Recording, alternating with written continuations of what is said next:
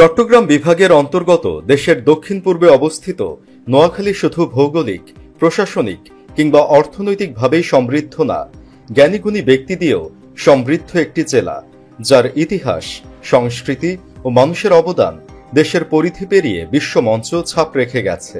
প্রিয় দর্শক, আপনি নোয়াখালীর কোন উপজেলা থেকে ভিডিওটি দেখছেন কমেন্টে জানাতে ভুলবেন না। তাহলে চলুন জেনে নেই নোয়াখালী থেকে উঠে আসা বিখ্যাত কিছু ব্যক্তিবর্গদের পরিচয়। নাম্বার 1, প্রথমেই নাম আসে শহীদ বীরশ্রেষ্ঠ মোহাম্মদ রুহুল আমিনের। 1935 সালের জুন মাসে ফেনীর বেগমগঞ্জের বাগচাপড়া গ্রামে জন্ম নেওয়া এই সাহসী নাবিক বাংলাদেশের সর্বোচ্চ সামরিক খেতাব বীরশ্রেষ্ঠে ভূষিত হন। 1971 সালের মুক্তিযুদ্ধ চলাকালীন তিনি নৌবাহিনীর গানবোট পলাশের ইঞ্জিন রুমে কর্মরত ছিলেন। খুলনার শিপইয়ার্ডে শত্রুর বোমা হামলায় জাহাজ ক্ষতিগ্রস্ত হলে নদীতে ঝাঁপ দিয়ে প্রাণ বাঁচানোর চেষ্টা করেন, কিন্তু তীরে থাকা পাকিস্তানি সেনারা তাকে নির্মমভাবে হত্যা করে। নাম্বার 2, দ্বিতীয়তে রয়েছেন ভাষা শহীদ আব্দুস সালাম। 1925 সালের 27 নভেম্বর নোয়াখালীর দাগনভূঞার লক্ষণপুরে জন্ম নেওয়া এই মানুষটি মাতৃভাষার জন্য নিজের জীবন উৎসর্গ করেছিলেন। 1952 সালের 21 ফেব্রুয়ারি ঢাকায় রাষ্ট্রভাষা বাংলার দাবিতে প্রতিবাদ মিছিলে গিয়ে পুলিশের গুলিতে আহত হন এবং পরবর্তীতে শহীদ হন। নাম্বার 3, রাজনীতির জগতে নোয়াখালী দিয়েছে অসংখ্য প্রজ্ঞাবান নেতা। তাদের মধ্যে একজন মওদুদ আহমেদ।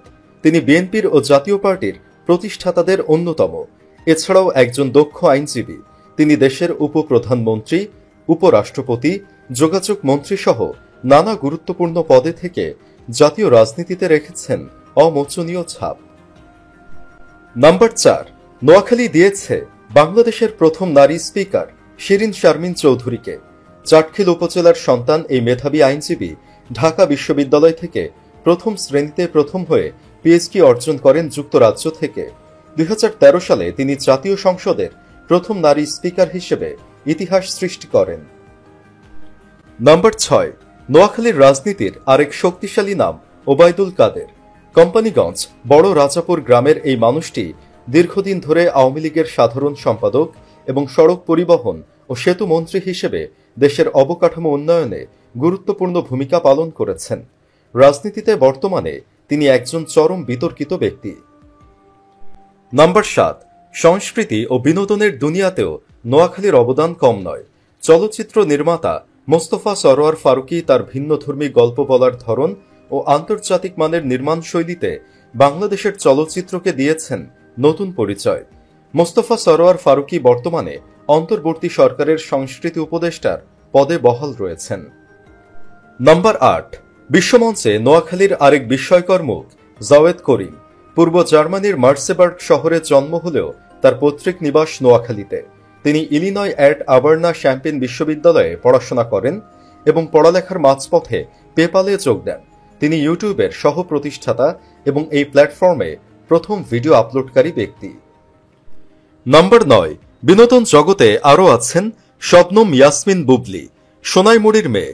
তিনি সংবাদ পাঠিকা থেকে ঢালিউডের জনপ্রিয় নায়িকা হিসেবে আত্মপ্রকাশ করেন 2016 সালে বসকিরি চলচ্চিত্রের মাধ্যমে এবং তিনি শ্রেষ্ঠ নবীন শিল্পী বিভাগে মেরিল প্রথম আলো পুরস্কার অর্জন করেন। নাম্বার 10, এছাড়াও বাংলাদেশের ছোট পর্দার জনপ্রিয় অভিনেতা ও পরিচালক তরুণ প্রতিভা জিয়াউল হক পলাশ নোয়াখালীর সন্তান। ব্যাচেলর পয়েন্টে কাবিলা চরিত্রে অভিনয় করে দর্শকদের হৃদয়ে জায়গা করে নিয়েছেন। এছাড়া ফ্যামিলি ক্রাইসিস নাটকে পারভেজ নামেও তিনি পরিচিত। নোয়াখালীর সন্তানরা নিজেদের পরিশ্রম, প্রতিভা ও দেশপ্রেম দিয়ে প্রমাণ করেছেন ভৌগোলিক দূরত্ব কোনো বাধা নয়। বড় স্বপ্নের মানুষরা সবসময় সীমানা পেরিয়ে যান, হয়ে ওঠেন দেশের গর্ব। আপনি কোন জেলার সন্তান কমেন্টে জানিয়ে যাবেন। আপনার জেলা সম্পর্কে এ ধরনের ভিডিও দেখতে চাইলে কমেন্টে জানাতে ভুলবেন না।